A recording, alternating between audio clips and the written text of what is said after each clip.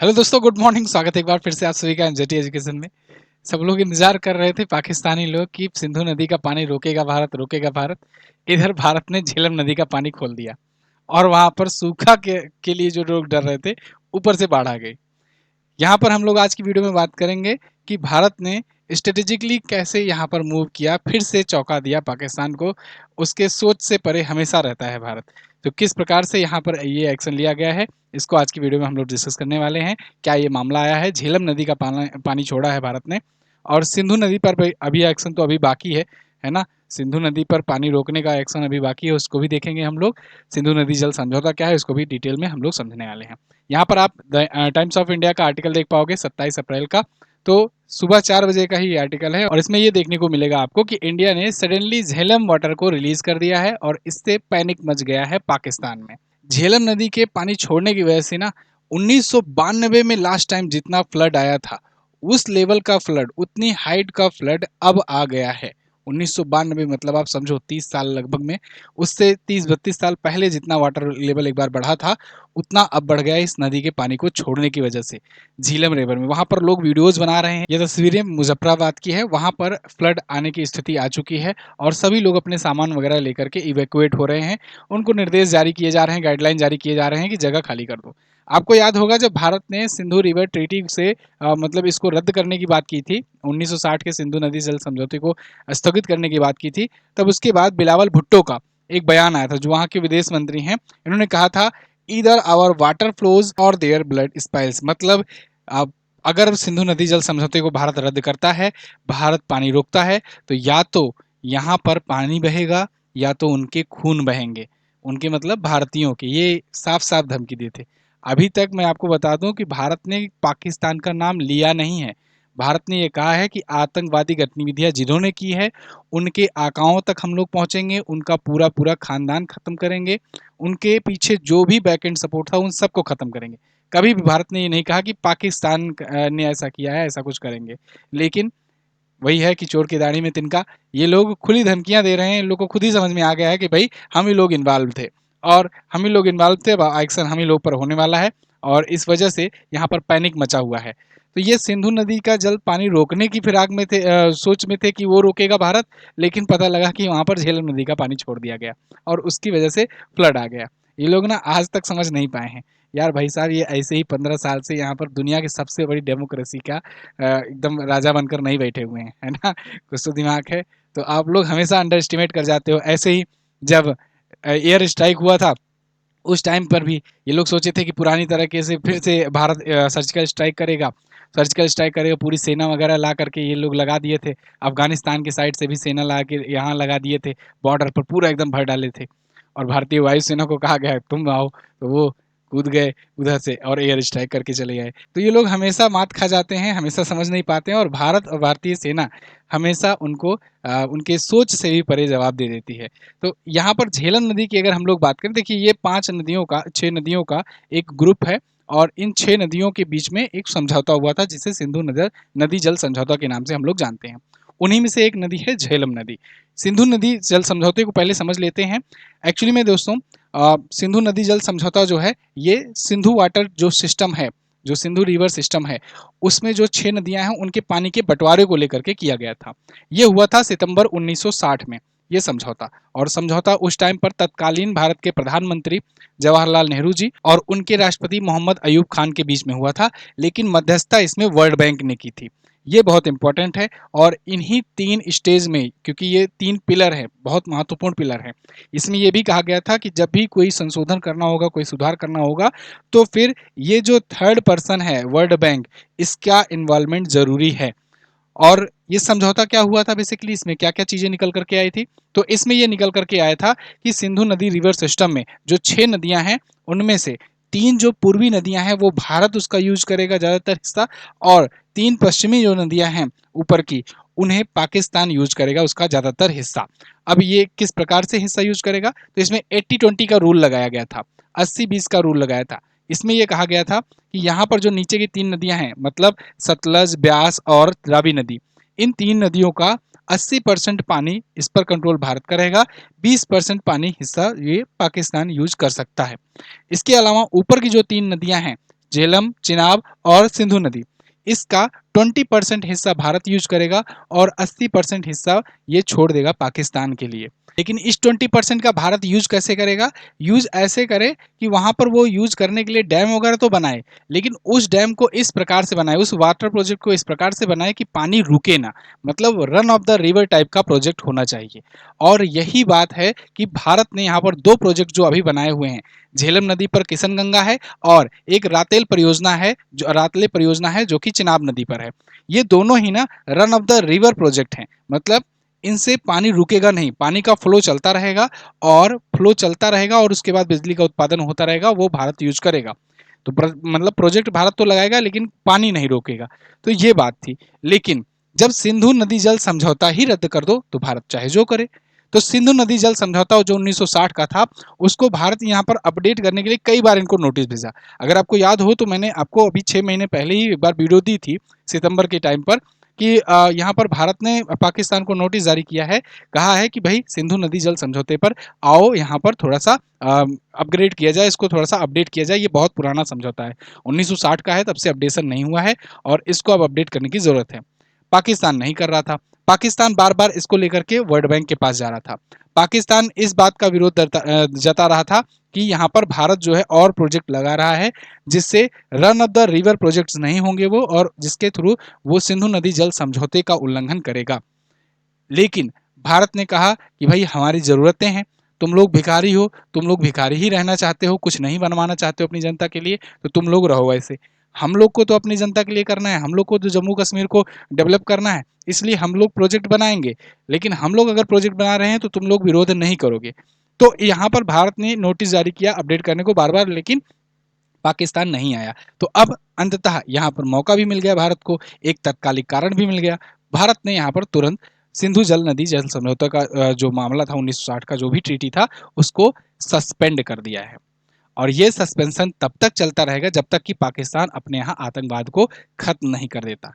अब काहे को पाकिस्तान आतंकवाद खत्म करेगा और काहे भारत सिंधु नदी जल समझौते पर दोबारा एक्शन लेगा, मतलब कि दोबारा इसको कंटिन्यू करेगा। तो ये दोनों चीजें नहीं होने वाली है। तो यानी कि मतलब नदी जल समझौता अब इतिहास बनकर रह गया। और ये इतना बड़ा मूव है, आप ऐसा समझो कि पाकिस्तान का अगर आप मैप में देखोगे ना, पाकिस्तान का जो ये हिस्सा है, यहाँ पर जो ये हिस्सा है, यहाँ पर मैक्सिमम इसकी पॉपुलेशन रहती है पंजाब और सिंध प्रांत में। और इनकी जो पॉपुलेशन है पंजाब और सिंध प्रांत में ना, ये लोग खेती पर बहुत ज़्यादा डिपेंड होते हैं। तो क्योंकि पंजाब क्षेत्र जो है ना, ये ऑलरेडी नदियों का, 5 नदियों का एक बीच का क्षेत्र है। देखो, जब 2 नदियों के बीच का जो क्षेत्र होता है वो बहुत उपजाऊ होता है, तो इसीलिए ये 2 नदियों के बीच के क्षेत्र को दो आब कहते हैं, दो आब। अब पंजाब जो है यहाँ पर 5 नदियों के बीच का क्षेत्र है, तो इसीलिए इसे पंजाब कहते हैं। तो पंजाब जो था, अब जब बंटवारा हुआ था तो फिर वो भी 2 भागों में बट गया था। एक तो भारत का पंजाब जो राज्य है वो है, और दूसरा ये यहाँ पर पाकिस्तान में। भारत ने तो 1967-68 में स्वामीनाथन जी की वजह से, इनकी कृपा से हरित क्रांति लाई, पंजाब और हरियाणा में जबरदस्त उत्पादन हुआ, और आज देखो पंजाब और हरियाणा से इतनी तगड़ी खेती होती है और इतना तगड़ा उत्पादन होता है। पाकिस्तानी भी चलो उतना नहीं कर पाए, लेकिन थोड़ा बहुत तो ये लोग उस पर करते ही उत्पादन, और इस वजह से वहां पर रोजी रोटी इनकी चलती है। लेकिन जब पानी ही रुक जाएगा, पानी ही नहीं आएगा, यहाँ पर जो आपूर्ति होती है वो लगभग 90% हिस्सा भारत से ही जो पानी जाता है उस पर ये लोग डिपेंड रहते हैं। जब पानी ही नहीं जाएगा तो ये लोग प्यासे मर जाएंगे, इनकी खेती डूब जाएगी। आने वाले 2 से 4 सालों में इनके यहाँ भयंकर सूखा और भयंकर त्रासदी भुखमरी देखने को मिलने वाली है। अभी तक तो ये लोग आटा आटा लेकर के इधर उधर भटक रहे थे आटा खरीदने के लिए, अब ये लोग चावल दाना कुछ भी ये उत्पादन नहीं कर पाएंगे क्योंकि पानी ही नहीं रहेगा। दूसरा बात ये कि यहाँ पर जब, अब देखो यहाँ पर जब जल्दी जब पीओके भी आ जाएगा अपने में, तो और हालांकि अभी सिंधु नदी पर, क्योंकि ये पीओके वाले हिस्से में ज़्यादातर हिस्सा पड़ जाता है, तो इसलिए यहाँ पर अभी भारत ने कोई प्रोजेक्ट्स वगैरह नहीं बनाए हुए हैं बड़े। तो जब भारत यहाँ पर इसको ले लेगा पीओके को, तब यहाँ भारत डेवलप करना शुरू करेगा, तब यहाँ पर प्रोजेक्ट्स बनेंगे, तब एक्चुअल में सिंधु नदी का पानी रुकेगा। अभी जो आप खबरें सुन रहे हो, ये एक्चुअली में सिंधु नदी का पानी नहीं, सिंधु रिवर सिस्टम का पानी रोकने की बात चल रही है ना। तो सिंधु रिवर सिस्टम के पानी को रोका जाएगा इसके थ्रू। और क्योंकि देखो आप यहाँ पर देखो, ये लाइन ऑफ कंट्रोल जो है, एलओसी जो है, एलओसी के इस पार जो अभी है ये पीओके सेक्टर है, पाक ऑक्युपाइड कश्मीर। तो यहाँ पर भारत का अभी आधिपत्य है नहीं, यहाँ पर पाकिस्तान का है। तो यहाँ से सिंधु रिवर जाती है, तो सिंधु रिवर तो अपने में यहाँ पर पड़ता है ज्यादातर हिस्सा, ठीक है ना, थोड़ा बहुत हिस्सा। यहाँ पर जो कुछ इस पर बनाना है ये पर बना सकते हैं। यहाँ पर चेनाब पर और झेलम पर ये दो बड़ी परियोजनाएं हैं जो मैंने आपको बताया कि चेनाब पर है रातले और इस पर है किशनगंगा झेलम नदी पर। तो ये दोनों प्रोजेक्ट के जरिए इन दोनों पानियों को रोक दिया गया है जिसकी वजह से यहाँ पर अभी भयंकर हालत खराब हुई है। इधर भी भारत बाकी के भी पानी को रोक लेगा।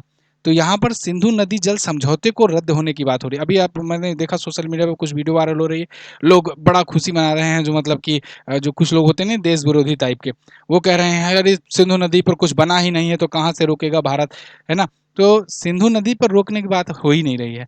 सिंधु नदी जल समझौते को रद्द किया गया है जिसके तहत ये जो 80-20 वाला रूल था वो नहीं मानने से कहा गया है कि अभी हम नहीं मानेंगे, है ना। जो 80-20 कहा गया था कि चलो 80% पानी छोड़ देंगे 20% रखेंगे, या फिर इधर वाला में 20% छोड़ देंगे 80% रखेंगे, ये रोकने की बात कही गई है। और इस वजह से भी बहुत सारा इनको हालत खराब होने वाला है। नहीं अगर हालत खराब होती तो आप खुद सोचो कि ये बिलावल भुट्टो आकर के ऐसा क्यों बड़बोलापन दिखाते कि या तो पाकिस्तान में नदियां बहेंगी या तो भारत में खून बहेगा, है ना। खैर हम लोग यहाँ पर आते हैं झेलम नदी पर। तो झेलम नदी का जो पानी जो छोड़ा गया है, ये छोड़ने की वजह से वहाँ पर फ्लड आ गया है। तो एक जगह पर पूरा बाढ़ आ करके यहाँ पर ये हालत खराब है इन लोग की, दूसरी जगह पर यहाँ सूखा देने की यहाँ पूरा प्लानिंग है। तो मतलब जहाँ उतना उत्पादन नहीं होता है वहाँ और बाढ़ भेज दिया गया, लो ले जाओ पानी, पानी चाहिए था ना ले जाओ। और जहाँ पानी की ज़्यादा ज़रूरत है वहाँ पानी रोक दिया गया है, जहाँ पर ज़्यादा उत्पादन होता है कृषि का। तो इस हिसाब से एक्शन लिया गया है। ये वाटर स्ट्राइक है और ज़बरदस्त वाटर स्ट्राइक है। भारत कुछ ही दिनों में 2 वाटर स्ट्राइक कर दिया। अब पाकिस्तान का ये क्लेम है कि भारत ने झेलम नदी का पानी छोड़ने से पहले हमको इन्फॉर्म नहीं किया। अरे यार, इन्फॉर्म किया जाएगा क्या तुमको? तुमको बताया जाएगा क्या कि हम वाटर स्ट्राइक करने जा रहे हैं? तो इसमें देखिए बहुत ज़्यादा फ़ायदा है, ना कोई नुकसान हुआ, ना कोई कैज़ुअल्टी हुई इसको इस प्रकार के स्ट्राइक करने में, और ना ही कोई बड़ा इंफ्रास्ट्रक्चर का खर्च हुआ। ये बस ठीक है, पानी खोलो, पानी बंद करो, पानी खोलो, पानी बंद करो।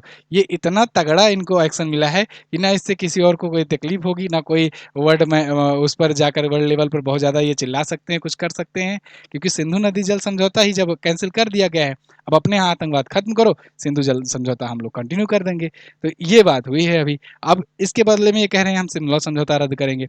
शिमला समझौता को मैं आपको ऑलरेडी समझा चुका हूँ कि शिमला समझौता जो 1972 में हुआ था, 1971 के युद्ध के बाद, उसमें यही था कि हम आपसी मामलों को खुद से समझाएंगे, सुलझाएंगे, किसी विदेशी को नहीं बुलाएंगे, इन्वॉल्व करेंगे, या कहीं बाहरी मंच पर नहीं जाएंगे। इसके अलावा लाइन ऑफ कंट्रोल उसी टाइम पर डिसाइड हुआ था। इसके अलावा सीज फायर की बात हुई थी कि सीज फायर नहीं करेंगे। अब ये सब उल्लंघन खुद ही पाकिस्तान कर रहा है, तो फिर पाकिस्तान यहाँ पर क्या कर सकता है? इसको कैंसिल करके बस लोगों को खुश कर सकता है, अरे हम लोगों ने शिमला समझौता रद्द कर दिया है।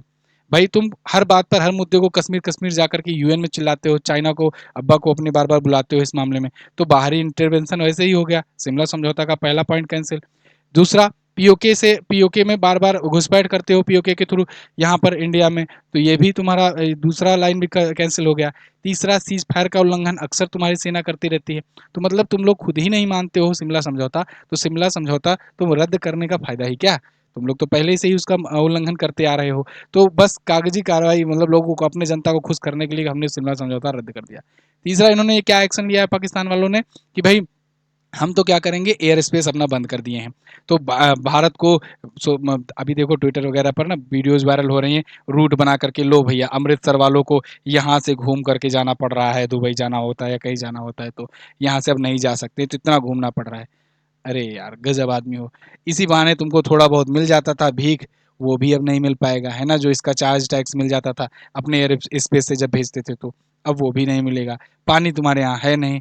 अब इन्फ्लेशन इतना बढ़ता चला जा रहा है, भूखे मरने वाले हो तुम लोग, लेकिन आतंकवाद नहीं छोड़ रहे हो। मतलब अपनी गलती नहीं एक्सेप्ट कर रहे हैं लोग कि हाँ हम आतंकवाद को पनाह देते हैं और आतंकवाद के खिलाफ एक्शन लेंगे, ये नहीं कह रहे हैं।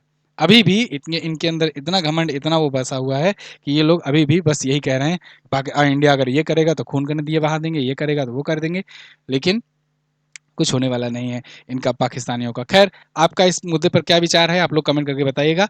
आगे ऐसी कोई जो भी अपडेट आएगी मैं आपको इन्फॉर्म करता रहूंगा। चैनल को सब्सक्राइब करके रखिए। अच्छा, एक और जरूरी बात साथियों, ई बुक का सब्सक्रिप्शन मॉडल लाया गया है आप लोग के लिए जिसके तहत आप एमजेटी एजुकेशन की यानी कि हमारी 50 प्लस ई बुक्स का हिंदी और इंग्लिश में एक्सेस कर सकते हो मात्र 199 में 3 महीने के सब्सक्रिप्शन पर, या 299 के 6 महीने, या फिर 499 के 12 महीने के सब्सक्रिप्शन पर। इसमें क्या क्या मिलेगा आपको? इसमें आपको मंथली, वीकली, इसके अलावा हाफ ईयरली, 3 मंथ की और ईयरली, ये सब प्रकार की ई बुक्स मिल जाएंगी हिंदी और इंग्लिश में। इन सब को आप पढ़ सकते हो, 2024 का सभी महीनों का, 2025 का सबका। इसके अलावा आप साइंस की ई बुक पढ़ सकते हो। इसके अलावा स्टैटिक जीके की e book, one liner e book, हर प्रकार के ई बुक आप एक्सेस कर सकते हो एमजेटी ऐप से जाकर के, अगले जो भी महीनों का आप सब्सक्रिप्शन लिए रहोगे उसमें। और एक बात, इसमें बहुत सारे मैं प्रैक्टिस सेट भी ऐड करवा रहा हूँ, तो बहुत सारे एग्जाम जो अपकमिंग हैं उनके प्रैक्टिस सेट, मॉक टेस्ट, ये सब भी आपको मिलने वाले हैं इस सब्सक्रिप्शन के तहत। तो आप इसको ज्वाइन कर सकते हैं और ये सब आप एक्सेस कर पाएंगे। कहाँ पर मिलेगा आपको? ये एमजेटी ऐप पर मिलेगा। MJT app Google play store से डाउनलोड कीजिए, वहाँ से वीडियो कोर्स सेक्शन में जाना है और वहीं से ई बुक सब्सक्रिप्शन का आपको ऑर्डर ऑप्शन मिल जाएगा। कोई भी दिक्कत हो, कोई भी डाउट हो, तो आप जगह जगह व्हाट्सएप बने आइकन को क्लिक कीजिए और फिर हमारी टीम से बात कीजिए और उसके बाद फिर अपना जो भी प्रॉब्लम है, इशू है, वो सॉल्व कराइए। Thank you so much. मिलेंगे अगली वीडियो में, अगली क्लास में। तब तक के लिए नमस्कार, जय हिंद, वंदे मातरम।